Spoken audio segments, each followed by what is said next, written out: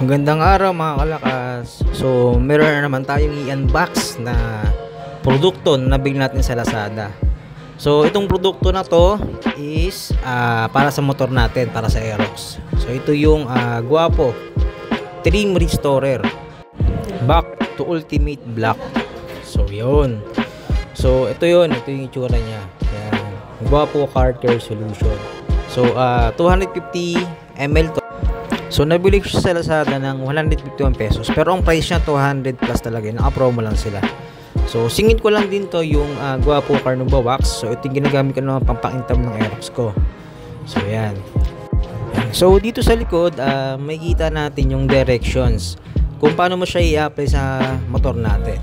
So sundan na lang natin para mas maganda maging outcome ng pag-apply natin ito sa motor natin.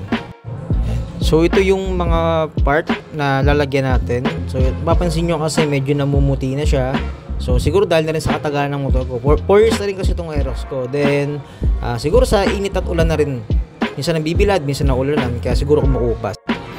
So tara, i-apply na natin para makita natin kung gaano siya ka-effective gamitin para sa pag-restore ng mga mat natin na part sa motor natin. So yan, nanggalpay ako ng konti lang. Papansin nyo, naglagay pala ako ng tape dun sa may part para makita natin side by side comparison kung ano naging difference, kung bumalik ba sa pagka-black or wala siyang epekto. So makikita natin yan. Yan, so play lang natin. Yan, punas-punas. So yan. So punasan natin yung mga part na gusto nating maging black ulit. So yan. So itong part lang naman muna yung nilagyan ko para matry lang natin kung ano yung kakalabasan or para makita natin kung effective ba talaga tong produkto na to sa pag-restore ng black. So dito sa next step natin, pupunasan natin siya ng dry cloth. Yan. Para sure na mapinish or tuyo na talaga yung part na nilagyan natin. Yan, ito na siya. So, papakita ko sa inyo kung anong naging resulta. Yun.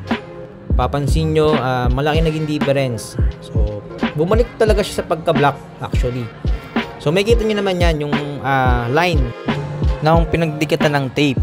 So, yun, makikita natin yung naging difference. So, effective talaga tong Guapo na to na trim restorer para sa mga mat part ng motor natin. So, sulit. Maganda yung produkto na to para sa motor natin. So, Guapo, baka naman. Thank you for watching.